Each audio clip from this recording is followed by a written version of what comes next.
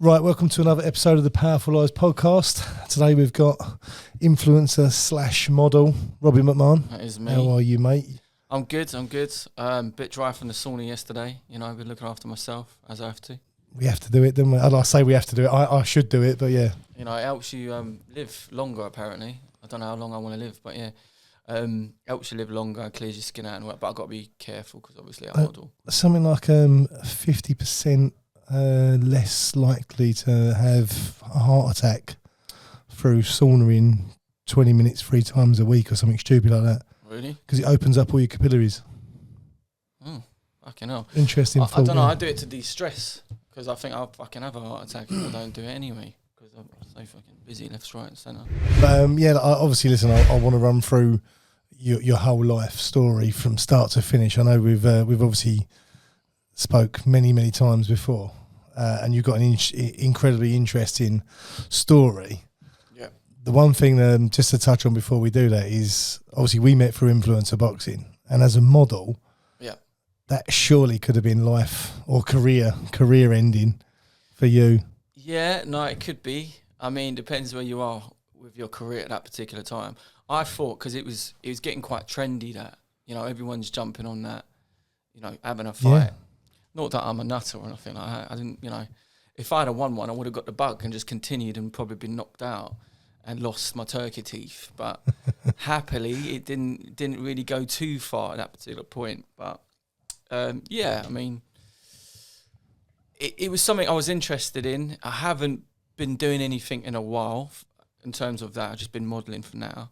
I'm going in more of the direction of taking on campaigns and directing them and stuff like that. So for me, I've gone more of the softer approach. I mean, I could have gone into the cage fighting and all of that, but luckily for me, it hadn't happened that way. Or I would have woken up with 2 teeth hanging out, me in Turkey again, you know, the pain don't stop. I don't Still know. got a receipt, it's fine. Yeah, exactly. They still would have fixed it. They got a warranty. Yeah, but I would have been out of work for like 6 months, so I don't really know. Like the money for the fights would have just, I don't know, tallied up. I'd have just looked silly anyway, so. Yeah, no, just like I've never seen, well, I suppose I've seen models like it, but yeah, with the old nose over there and. There you go. So it's not just the teeth, it's the nose, it's the eyes, it's that. I would have just had a complete revamp. So, yeah. Probably would have done something else. Yeah, why not? But yeah. But listen, take us back to the beginning. I know you're a fairly local lad to us. Yeah, take us back to where you grew up and let's start from there. So back to the beginning, where I grew up and. Yeah, literally, yeah. Okay, so most recently, let's say the last 10 years, I've been around Harrow, sort of northwest London area. Prior to that, I was born in Harlesden, so I was born in like a sort of an estate sort of environment. So a lot of the local lads are, you know, a bit rough or whatever you want to say. Went to a few different primary schools. I moved about a bit. Never really stayed in one place, to be honest with you. When I was like learning in school, I was a little bit behind in terms of like reading and writing because I've been pulled out of school so much. You went to a lot of different schools, or? Yeah. My mum had moved about a bit, and my mum was, she was working, but she was doing jobs that weren't the norm, you know. So she was like just getting by because obviously my dad weren't around. So it was my mum, 3 kids on an estate in Harlesden. So that's where sort of I come from. Yeah, you know? and Harlesden, I mean, I'm guessing, I know Harlesden now, I'm guessing back then it weren't much better. It's quite a rough area. It was probably like, on a quiet day, how the riots are today, you know? It was a bit like that. And if you're a white boy on the estate, it's a bit, you know, you either liked because you're different or whatever. And it should be the other way around, right? But I was literally just like that kid with that family on the estate. Yeah. So that's what it was. So I got on with some people, didn't get on with some other people, you're bullied, whatever. You get that in schools. And when you go to new schools as well, you're like 13, 14, you then have to integrate yourself into like a whole new, not gang, but like, it's a tough age. Got their mates, yeah. Yeah, tough age. And you know the way the kids are, they fight at certain ages where they use like certain tools and weapons and things. And I'm from this area, you're from that area. So you're either involved with it all or you stay out of it. If you stay out of it, you get clumped. You get bullied for not being involved. Yeah, that's it. Yeah. And if you're in it, then you're getting clumped somewhere down the line. Lose situation. So you're just getting clumped, basically. Spent my childhood getting clumped without a dad. How lucky can I be? You know, like I could have just got clumped legally. You speak to your dad at all, or is he not around? Or? I spoke to him when I was like 21 and went to work for him for a little bit because he was doing cars, and we just fell out over money. Basically, we just fell out over like he gave me some money to start up. I started selling with him, car auctions or whatever, and I was working with him every week. He was taking a piss with it. I felt like he owed me more than what he's done, and it's me trying to make the effort. When you got a dad like that, it's kind of, I feel a bit resentful for it. So I just gave it up in the end. I was like, listen, I'm losing my license over this, driving up and down the fucking motorway, getting done for no insurance and this and that, and we're doing all this dodgy stuff. And you're my dad, you weren't around, so I don't understand where I draw the line with it all. So I just thought, fuck this. Cut ties. Yeah, because it was more like he was kind of using me, and I don't know if he's that kind of character because I never knew him. So I don't know if he was just using people throughout his life or what he does. I don't know if he's going to ever see this. I don't really care, but it's for me. Main thing is, as a parent, so as you know, I'm a parent to 4 girls. I can't imagine doing that to any of them. Well, that's because you're a parent, but he wasn't. So true, yeah. You know, where I was with my mum, I don't think my mum could ever do that to me. She can only give me her last pound. Do you know what I mean? Or make sure I'm home safe. Yeah. Where I didn't get any of that stuff from dad. Do you know what I mean? He just had another family and moved on.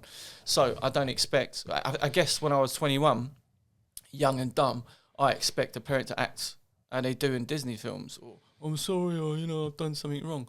But really, in reality, you tend to put the pieces together and think the reason why you weren't there, or he could have been there, is either he physically couldn't because he's in jail or prison or whatever, or he couldn't because he had some crazy wife that didn't want him to mingle with his previous relationships and that kind of techie stuff. Was that what it was about?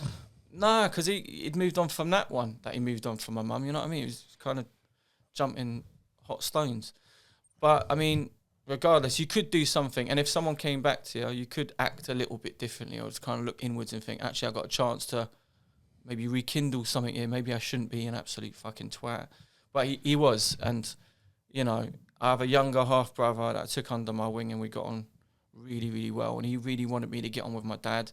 And I tried, we'd all go out to Nando's and go to the gym and things like that on the weekend, and I really tried to build some sort of relationship with my dad that wasn't there. And like sort of just lying to ourselves sort of thing. Like I meet some of his mates and they'd be like, oh, is that your boy? And they'd be shocked because they were never told about me or whatever. Yeah, you ain't even speaking about it. Yeah. And then it's like, I'll just go along with it, we'll just get a tea from the auctions and fucking carry on.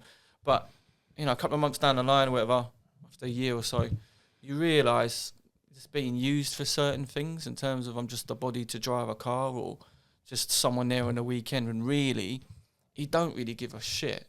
No. So I kind of had to sack it off for my self-growth, put that to bed. That's what I did with that. Yeah. And listen, you've for what you've achieved in life now, coming from that, there's a lot of people who go the other way. Yeah, there is. And I do thank my dad for my good looks, because I had a spitting image of him. I'm not going to lie. I'm not blowing my own trumpet, but he is a good-looking lad. And, he works very hard, and he's made his money, and he puts work before anything. He's got a very military sort of background and military mind. So he'll get up in the morning, have his coffee, everything's sorted, his house is spotless. He's very military with it, and that's how my mindset is. Regimented. Yeah, regimented, sorry. So we're quite similar like that. And I think, even the way he was laughing and jokes he would tell, we've got the same sort of sense of humour as well. But obviously I haven't done what he's done, and I'm resentful, and he's a bit fucking...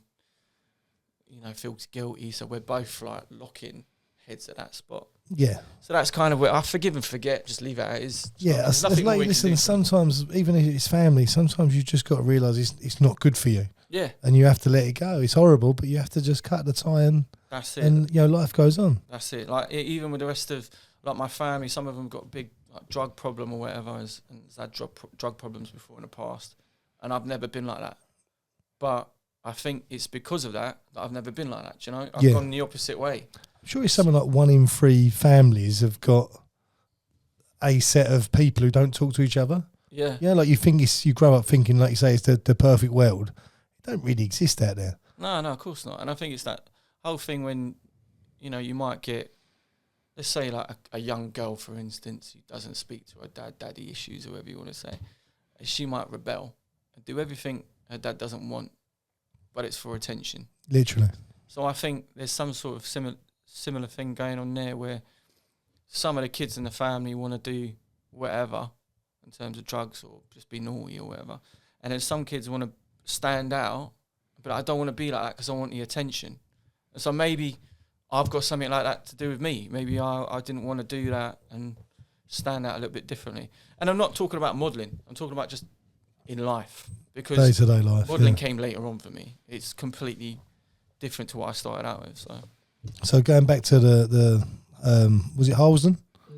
The Holsden estate. You obviously sort of, I can imagine it weren't particularly an easy space, but like what was going on? Well, like my mum was bringing us up by herself, and she never really moved on from my dad. She was just like a sort of one woman, one man, one woman sort of thing. She did try she did get a boyfriend eventually, which then they moved out of that, and we had a stepdad, and we had him for about 10 years. He was cool. He was all right, to be fair. But growing up in Holsden was tough, was rough, because certain point, certain age, you would just be constantly hammered, like if it's like racism, I suppose. If you're maybe, I'm not going to say a particular colour because I don't know backlash, but if you're a particular colour growing up in a different colours sort of environment, you're different. You stand out. You stand out. And I know this is England, but I stood out where I was. So, you get a bit of grief, and then eventually you're accepted. So I was cool at a certain age. But then I had to move. So then when you move... You start again. You're going into another place, the same sort of criteria, and then you've got those people that don't get on with the people from where you were from. So now I'm like, when does this end? You're not only going to get at me because I look different, you're going to get at me because I'm from somewhere. So it was a constant... I got pulled out of school once for knife threats, and I was only there a week. You can imagine the buses and the runs and the stuff I was doing and the ducking and the lying to mum I wasn't going to school, and just bare problems. And that's where my education was getting a little bit tampered with. I was learning one thing from someone, one thing from someone else, then getting some help to sit in maths classes and do this and do that. Like, it's not where you're stupid, it's just where you just haven't had that consistency with things. Is your mum still in Holsden now, or? No, she moved out a long time ago with the boyfriend and that. But but now that pushes you to sort of learn other things and work a little bit harder. So now I work for myself, doing invoices or getting brands on board or talking to people or completing campaigns and things. It's all on me now. And I've done that completely by myself. And I know exactly how to make my money and what I need to do. And I make good dollar and I travel the world instead of working a 9 to 5, which is what I used to do. So obviously with my mum, being my mum, one parent, and me moving around, I thought first thing I need to do is get a job. So, 9 to 5. And then my success coming out of where I'm from. Because 90% of the people where I'm from don't work, or they're entrepreneurs doing whatever they want to do, to make their money. And I thought I'm not going to go down that route because I didn't like how it started. So I know where that ends, Yeah. So I'm just going to be back where I started.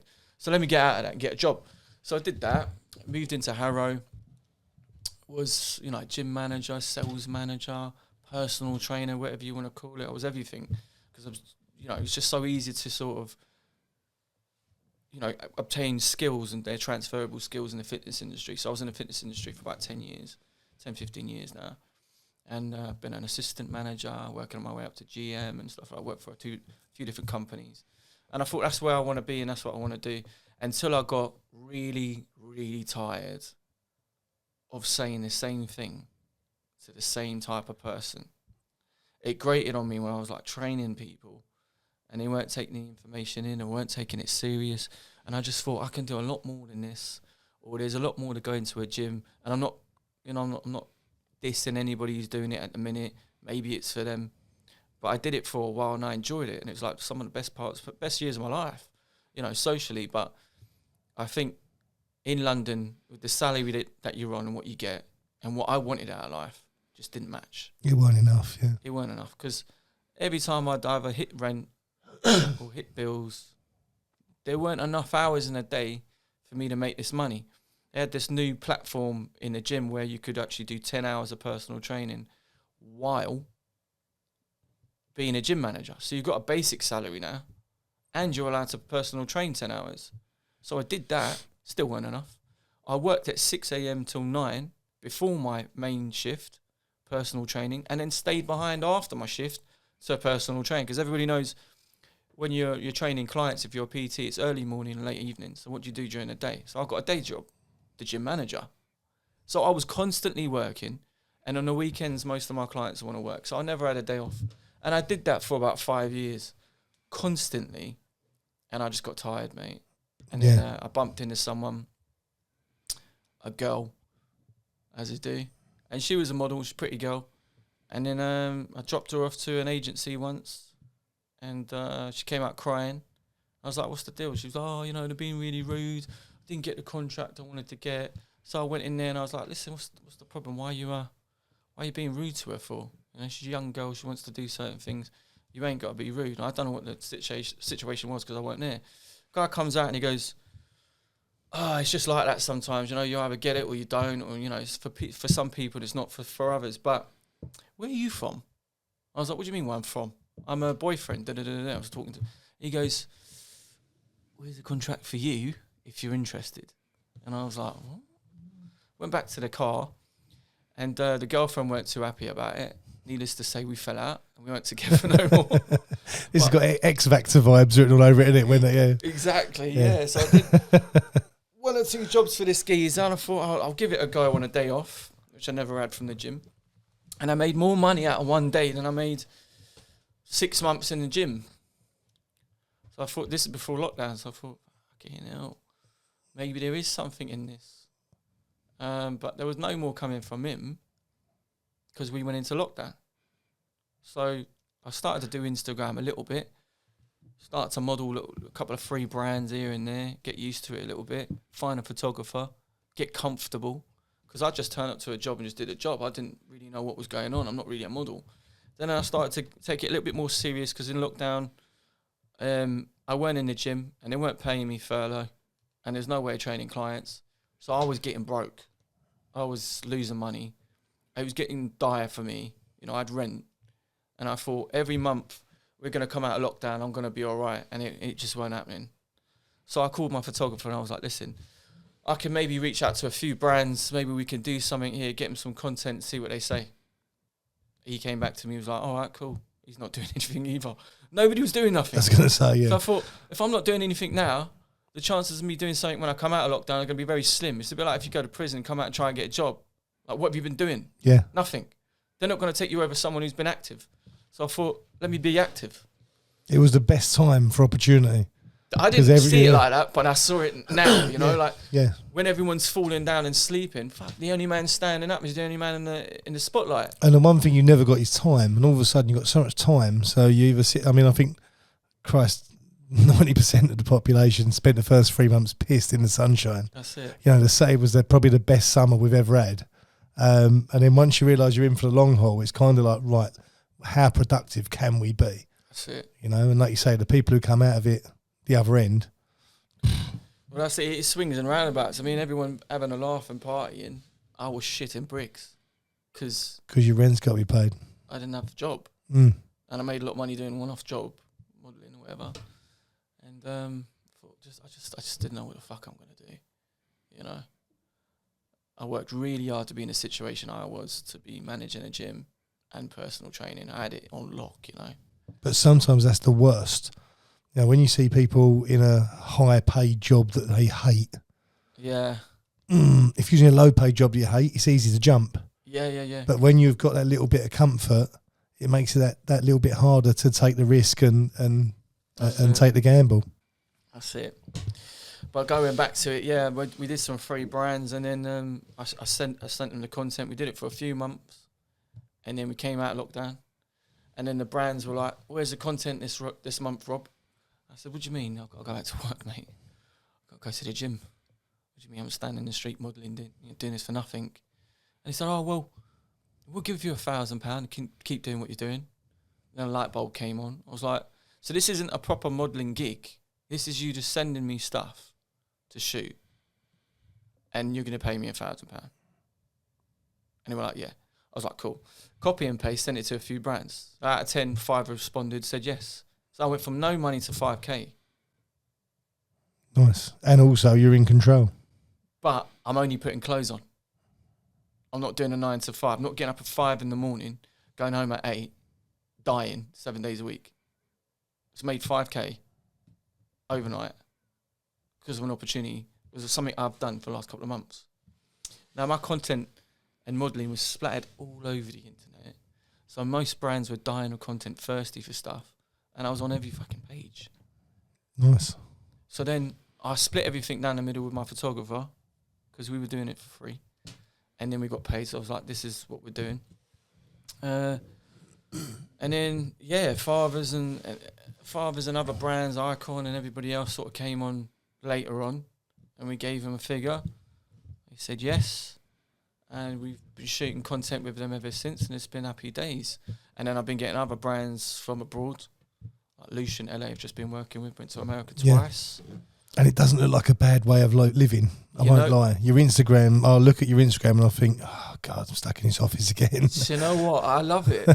But it's also, don't get it twisted, it's also, like we spoke about earlier, 95%, smokes and mirrors. Of course, yeah. You're seeing content, you're seeing something that's been chopped up, colour graded, I don't look like that, edited, the best shots of me possible in the best location with the prettiest girl. Yeah. You can't, it's not a bad picture anyway, even if it was on a mobile phone. But now we're talking about a professional photographer who's been doing it for years and knows me inside out. There's no way I could look bad, right? But I've strategically done that. So that's why my content stands out, right? And I work really hard at it, to be fair. I don't just, I'll get up in the morning, I'll get a haircut on the day. No, it's all, I was in the sauna yesterday. Why? Because I'm dropping body fat for next week. There's a lot of stuff that goes into it. So that's the reason why it looks good. But going back to before fathers and that, in lockdown, when I wasn't doing much and I was just doing that free content, I then applied also for a TV show called Geordie Shore, which I got on, which it was an interesting experience. It was lockdown season, so we all had to isolate for a few weeks, and I was absolutely dead shredded. Like, who's that kid from Baywatch? He had nothing on me at that point. Really? Literally, I was best shape of your life. I was so ripped up, it was ridiculous. And I was like cutting an avocado a certain way and wasn't having no oil to it, and looking at the clock in lockdown, and I can only eat between this time, and gallons of water in, gallons of water out, no salt. I was doing everything. Walked onto this show and instantly just got hate from it straight away from the lads in there. Really? I didn't anticipate who was on the show and how they would look at me. So I walked in there thinking, I'm going to be in the best shape of my life, bit of exposure, have a bit of fun, see some women, single, whatever. And I got on there and it was just, all the lads instantly thought, fuck. Who's this geezer? I had my top off. They had me give me a lap dance between both of the main Bethany and the other birds, the main one. And you could just see, I fucked up. I shouldn't have done this. I should have come in a different way. More humble. More of a humble way, more of a lad's way. I put my hands up to it. I came in there based on the fact that, I'm a model, I want to show off my bud. I could have done that later on. I did it the first fucking 10 seconds, didn't I? Like a twat. So obviously, less is more, as they say sometimes. Exactly. I was a bit full on the first date sort of thing, like hands down. And I'm not going to say that. But yeah, I think, I wouldn't have been nasty to someone coming in like that because I don't feel threatened. I'd be like, oh, right, you got some muscle, you work out, what do you do? But that's my character anyway. I never try to feel threatened by anyone. I try to learn from them. That's just my characteristics. Some people, there's girls there, they've probably got in a relationship or trying to be in a relationship. The oddballs coming in there. I ain't got a drink in my hand, I got a water and I got a beer, and it's complete opposite. Six packs popping. Yeah, so obviously I pissed a few people off. Sorry. But yeah, I did that. And then got on with some people, didn't get on with the others, got booted out a couple of days, maybe 4 days later. It was like a, like a voting in sort of sequence thing. And they'd started the show a little bit earlier, so they'd already been married up with their people, whatever. And I was just there to cause drama, to be fair. And I did. They'd probably thrown you in exactly for that reason, yeah. Exactly. They know what they're doing, yeah. I weren't there for a long time. I was there for a good time, one of them ones. So Geordie Shore was cool, sweet, short, in and out. Didn't really do much to the following. It was all right, but I feel like I got more of a following from just being consistent and doing what I'm doing on Reels and Instagram, because I get like a lot of Polish kids, a lot of Romanians, a lot of Americans. What's your demographic of followers, male to female, just out of interest? I think the last time I checked was 70% men. Yeah. But I am happy about that. Yeah. Because I do like to be a bit of not a geeky role model like a Will Smith vibe, but I do know that there is a lot of men's health issues and a lot of people perceive themselves to be lesser than they are. And they have unrealistic expectations. And I know this because people come up to me in the gym, or young boys will come up to me in the gym and be like, not you're that father and sons guy, or not you're the Geordie Shore guy. They'll just be like, your hair, what do you put in it? And I just think that's a bit of a weird question to ask someone. But it comes down to... Off the hip as well, yeah. It's their own insecurities, right? Yeah. So it's not like, because I look good, it's because they don't feel like they look good, And I feel like with guys in a locker room, changing room, whatever, in the gym, you put on some size, you got Lena, what do you use? What do you... We were right asking each other like that. A bit like girls would, what do you put in your hair? Or how'd you get your blusher this day on? I don't know what they talk about, but this is what guys talk about. And I get a lot of guys, like in real time, in the gym, probably today, probably later on, someone in the DMs. They always asking me questions, what am I doing with this? What am I doing with that? Where'd I get a jacket from? And it's just... I think blokes are genuinely... I look at a geezer who's absolutely jacked, and I look and I think, I want that. That'd be so cool. Like. Yeah. And it depends. In the right environment, you'd probably say that if it's just me and you. Yeah. If I was around your missus and girls and the kids... People get protective, yeah. You get a little bit like, fucking, he's making me feel a little bit... weird here. It's if someone pulled out a fucking wallet full of 50s, or look at my Bitcoin, I've got 500 grand in here and I've got like 5k in my account. Yeah. It's an insecurity, isn't it? Yeah, it brings out your insecurity. Sitting around the pool and all of a sudden a 6'3" geezer walks around, absolutely ripped, you go, oh, please no. Happened with me in Thailand. No. Listen, I was Sit over there, fella. I was with my bird in Thailand, and this is me, right? I'm normally ripped up and jacked. A guy will walk across and I'm instantly like, so babe, so what we eating tonight? Just to drag her attention. Yeah. It's literally just, I feel that I'm doing it myself, and men do it. They do it. We're programmed to do it, yeah. We're protective. 100%. Some guy will walk in and pull up with a fucking Lambo. And instantly like, so babe, where are we going later? Yeah, well, look at that idiot. Yeah. But you're secretly thinking, I want a Lambo. Exactly. And don't say you don't do it, because you fucking do. Oh, yeah. Listen, 95% of the population see a Ferrari drive past and go, wanker. Right. And you shouldn't be that way. But that's how there's a lot of people out there, especially people who are struggling with themselves. Exactly. They project hate, and it's actually jealousy, because if they could swap with that person, they'd swap today. And the jealousy is through insecurity. Which Massively. Then I've overlooked all that, because I'm the guy that's constantly getting hammered. So I look at it and I think in a positive light, it's not that you're jealous, not that you're angry with me. It's not that, you're angry with yourself. You're just a little bit insecure, which is fine. And I'm not going to bring that up, mate. You say and do what you want to do. Yeah. I'm not going to bring that up. But now I sound like a fucking twat, because now I'm referring myself to a Lamborghini or something else, which I don't think. I'm just a normal lad, and that's how it is. But we're just talking about insecurities. It's dedication. You've got to remember, you've got the body. I'm sure there might be a little bit of genetics in it, and there often is with completely ripped people. To a degree, but there's also a hell of a lot of dedication. To a degree, I am still a white Irish man. I've got Irish blood in me. I've got a bit of German in me, a bit of Italian there somewhere. And if I start eating sugar like I have recently, and I start eating carbs, I look like a builder. Like, I start to get hips. It's normal. If you're not taking certain supplements, that's not going to help you. If you're not dedicated to the gym 2 hours a day, if you're not separating your carbs and your fats, and you know how it goes. If you're not on a diet and you're looking at someone going, oh, you must be taking something, well, then you're a twat, because you haven't done it. I always say, anyone who goes, look, he's clearly on roids. And I've sort of said to people, he probably is on roids, but he still has to work out. You don't inject roids and sit in front of the TV eating chips. 100%. Like, you kind of got to do the work with it as well. Like 100%. It's like a millionaire's problems are the same problems as someone who's broke.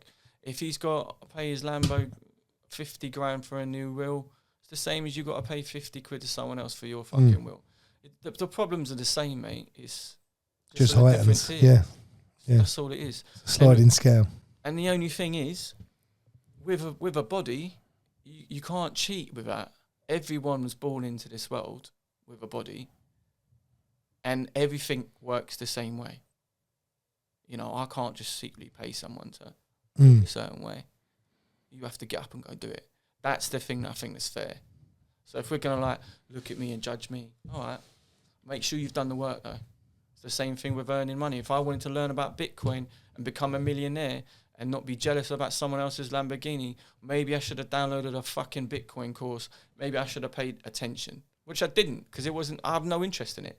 I've got interested in the gym, so that's where my interests are. So, you know, you can't split fucking straws, can you? So no. Yeah, it's most of us don't look after ourselves the way we should, unfortunately. But it often comes down to time. You know, if you work silly hours, it's very hard. And people say you can always find time, but it's not always that easy. You know, like I've probably got the same BMI as a pork scratching right now.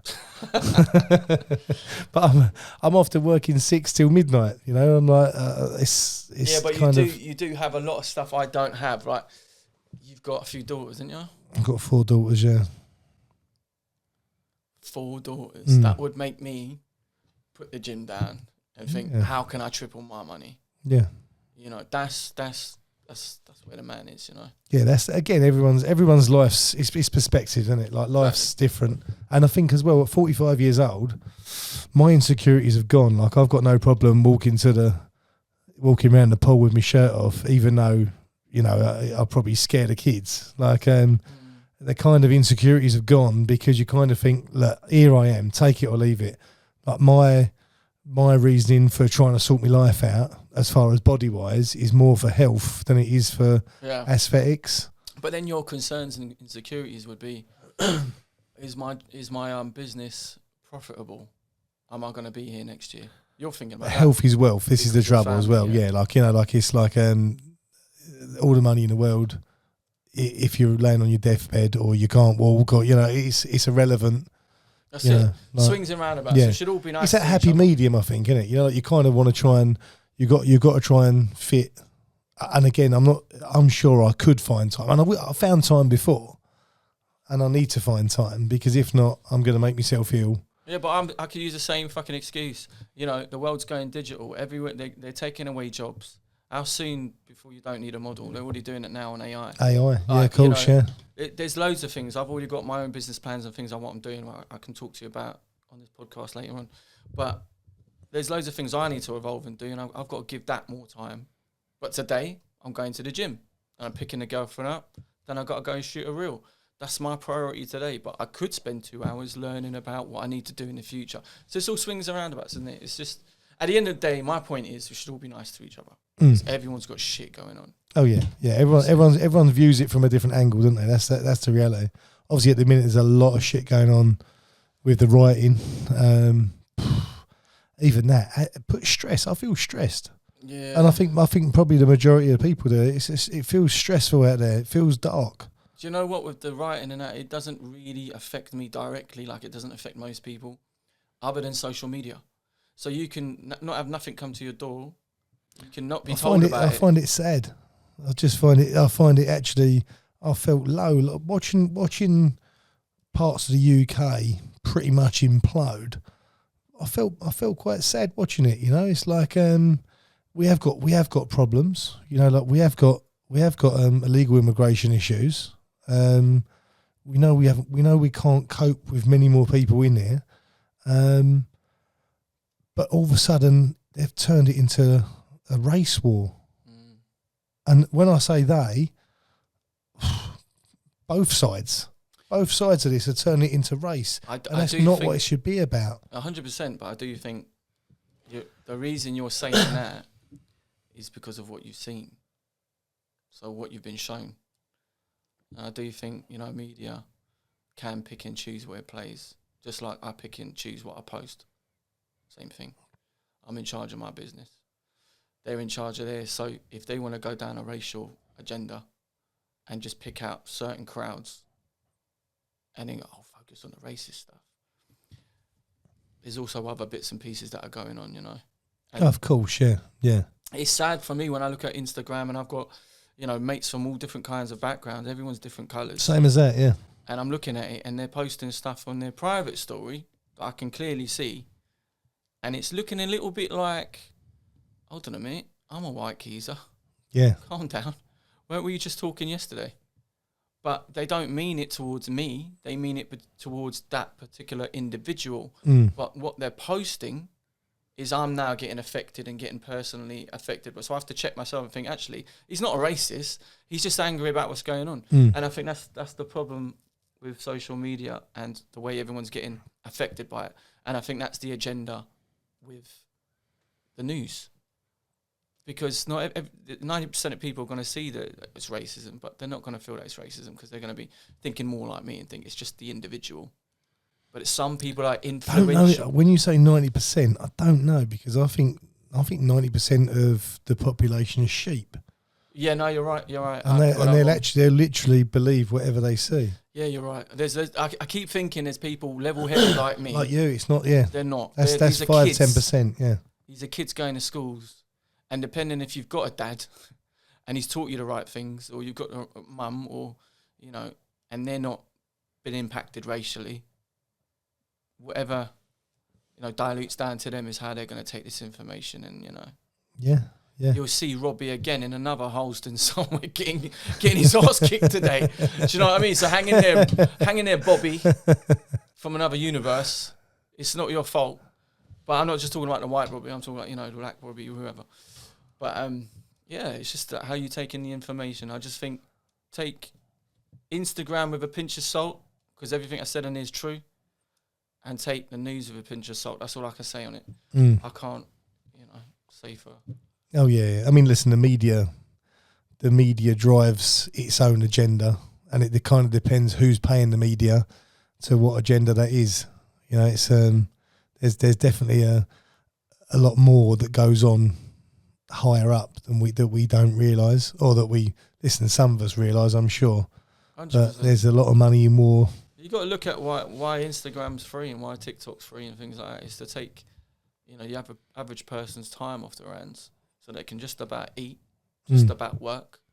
And whenever they want to feel included in something globally like Instagram to connect, they have to be up to date with the latest trends and looking at the latest things and buying the latest clothes to feel included in a group. That's where your time is spent. And like we mentioned, I ain't got enough time to focus on another business for when I'm older. And you're struggling to focus on your health and fitness to keep you going so you can spend more time with the kids. We get distracted. And I think that's a massive distraction. And you think, why isn't it being charged? Why aren't we paying a lot of money as influencers? Shouldn't we be saying that? A lot of people are going to be like, shut the fuck up. But it's true. Why do we have so much time on our hands to be distracted? And it's because the bigger picture is we're just fucking batteries, mate. Nobody really gives a shit. If they want to cause drama, they've got their own agenda in the news. Nothing I believe in the news. I don't believe nothing in the news.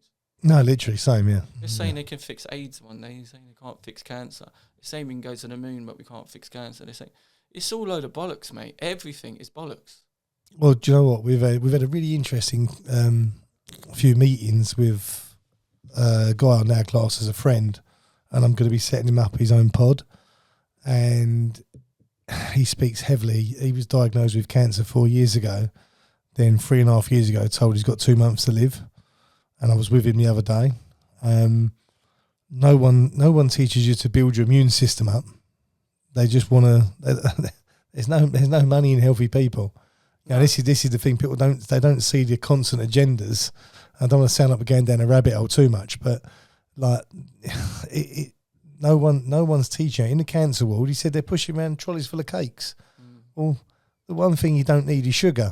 You've got cancer. You're absolutely right. It's not a rabbit hole. You're absolutely right. It's just nobody can be asked to talk about it. There's more money in hospital beds than there is anything else. Yeah. I watched a pod the other day and they were saying that hospitals are basically run the same way hotels are. Like they're looking for 90% occupancy.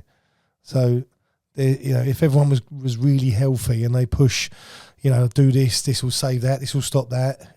Don't eat that, eat this. Well, what happens? They're not making money, are they? It's a master plan. Big Pharma. It's a master plan. Somebody has said yes to these certain ingredients that have come through the green light system and all that on the food. We've now found out it's all bollocks and they've been paid off, right? So everything you think's healthy is unhealthy.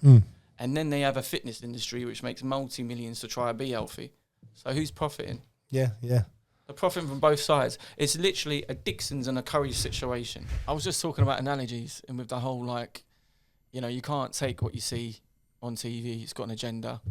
Just like Dixon's and Curry's, which I mentioned before. They're selling you one price, they're giving you another. They're only giving you two options. You're eating from the same seller. So it doesn't matter what information, what side you go for. It's all been planned out anyway, so I don't really pay attention to the news or anything like that. I think I stopped buying newspapers probably 10 years ago, and my life was better without a newspaper. Now it's obviously all gone online. Newspapers are for if you didn't have a computer, Instagram is your newspaper, isn't it? It's I remember my nan used to get this TV mag. So she'd do the noughts and crosses or something? Sudoku. Yeah, she'd do that, and then she'd look at the star signs. Listen to that for 20 seconds. And then she'd move on to what's on TV in the evening. But nowadays, man, the TVs, you just press the button. It displays all that. I don't even know how they even make business. But anyway, front covers of people, models or whatever, or information or people's private lives. That's all it's all bollocks, isn't it, really? Magazines are obviously in massive decline because of online. Yeah. From a modelling point of view, is all your modelling campaigns online campaigns? It's always online. If you're not online, I don't think you're making money. You'll probably get a day rate to take a picture. Really? Whereas I'll get a link. I'll make money from how much I sell. You then know how, the environment or what you're modelling, what you're good at. You can then sharpen your tools and do your different things and go for different brands that work for you. Build an image, rebrand yourself. So much better. Rather than, going to an agency and applying, can I be a model?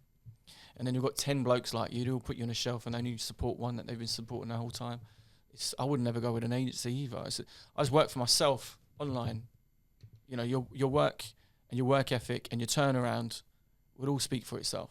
What advice would you give to someone who want to get into modelling now? Well, right now is probably a good time to get into it, but it's really, really hard work because you got some fucker like me who can go and get the content shot, knows the right photographer, knows how to edit, knows how to approach a brand on an email, can get the content turned around, knows everything technically, what to do, how to export things and stuff like that, knows what to do on the day of the shoot, knows how it's going to look, not even know what time of the day to shoot. If you shoot past 12 noon and 4, the light's too harsh, so all your content's fucked. That's a good tip for you. So there's so many things to do and, to know. You're going to have to go through your paces with it. It's not something like you'll get rich overnight. It's not. You're not going to be someone overnight. That's most trades in general, isn't it? Yeah. I think consistency, first year, second year, you're learning the ropes. Yeah. But it's just that whole thing where you look at someone and you think, oh, they look so amazing, or it looks so good, and they look so cool, and they're on the coolest brand already, and instantly you're taking a liking to them, you follow them, and you think it's easy. You don't see all the stuff that they've archived, all the stuff that they've done, all the little jobs I've done, all the little shows I've been on, everything I've learned and accumulated with information. To even articulate myself a certain way in front of someone, for them to give me a job more than someone else, Hopefully, you gain a little bit more insight into me and how I talk and the things I'm talking about, to get to know me a little bit better as to why I get the jobs I get and why the content is the way it is and why you will see me next year and the year after that. It's just, I live and breathe this. So unless you're going to live and breathe it, if you've got a part-time job and a boss that you answer to, and you can't take the day off to go for this opportunity and that, you're slimming your opportunities down to nothing. It's someone like me who's taking it completely seriously and is always free, always going to turn up, always going to the gym. You're in massive competition, so... You've got to be ready every... you've got to be ready. I lift my top up, I'm ripped up now. Same. You got to be ready, you know? Like, it's not a joke with modelling. There's always a younger bloke coming out. There's always a fitter girl. There's one day it might be a brunette, one day it might be a blonde. How are you going to survive then? Like, you know, if you're not top now, what are you going to do next month? Do you think your look at the minute is in? 'Cause obviously, like the facial tattoos does seem to be quite trendy at the minute. I think it's trendy, but It's different as well. it's different. But then also, you don't really get a lot of like speaking roles or people that look like me actually talking back or doing anything. They tend to sort of go in these small shows. They say something, they open their mouth, and then people lose interest because there's not much behind them. So I wouldn't go for anything like that because it would just make me less of what I'm trying to sell myself as right now. Whereas I've done Geordie Shore before, they edited it a certain way where I didn't get to say a lot, where there was plenty to say. So I think that everybody has a certain view of you and how they're going to sell you and what they're going to do. So you have to look at yourself as a product and think, you know, if I'm a toothbrush, I've got to stop trying to be a Hoover. So you just got to be what you are and be good at it. Focus. Yeah, that's it. Don't try to do too many things at once. How old was you when you got your first face tat? How old was I? I was probably 28. I didn't do this young. No. I didn't do this when I was... This is so mad because I had Carl Scott, I think I was talking to you about him earlier, Two's a Duo, and he said the same thing. And after listening to his story and where he'd come from and his background, and he's got facial tattoos, and then he said they was only like 18 months old. And I naturally would have put the tattoos with his younger age, not where his life is now. Yeah, no, 100%.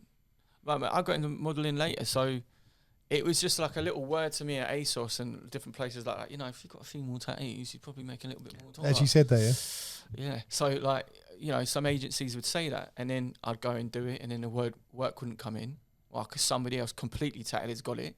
So I sort of fell out of love of trying to make other people happy, and I just went for what I like within the same... I wouldn't get cunt tatted on my forehead, but, you know, within good reason. I just design myself in the way I look the way I want to look. So you can't be anyone else. You can try and look like someone else, but then you've got to try and get their jobs. Mm. Yeah, I mean, look, you've got a unique look, haven't you? Yeah, and I try and keep it like that. Yeah. Yeah, it was sort of like 70s, 80s gel back look, you know, that's my vibe. So obviously, Lucian, LA, I'd get, you know, smart, sort of muscular, lean, tatted look for fathers and whatever brands are out there. And if it's trendy right now, then I'll get the jobs. But next month, next year, might be trendy with someone else. Mm. Like, I can't remember seeing a guy like me do a Nike advert anytime. Like, I don't know anyone like me. You look at me and probably think, oh, okay, he's ripped up, he's good looking, he's, you know, few tats, he's edgy. Nike, no. If you but then it's horses for courses. Yeah, you look at Nike, it's someone completely different. Yeah. They normally Nike seems to want a real clean cut, athletic looking. Yeah, or someone that just doesn't even train. Yeah, like the whole Gymshark thing.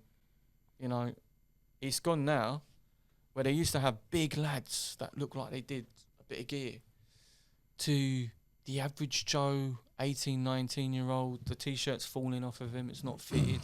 The girl doesn't really train too tough. She's not got muscular legs. Her bum is like the girl next door. You know, it's gone from very generic. And I think it's to do with body shaming. And well, I think also it's like your current, you know, that's the market, I suppose, like Gymshark are selling to people who are, like, not everyone who goes to the gym are 3 years in and, exactly. And, you know, like 4% body fat. Like, there's a lot of people starting out. So I suppose it makes it more relatable. Yeah, that makes sense business-wise. But how ironic is it that they started out? Yeah. Well, that's not like naturally, that's the way you'd think. You know, like you kind of want to sell your product to the best.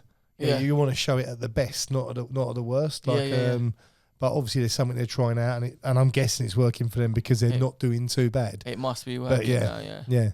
Like huge.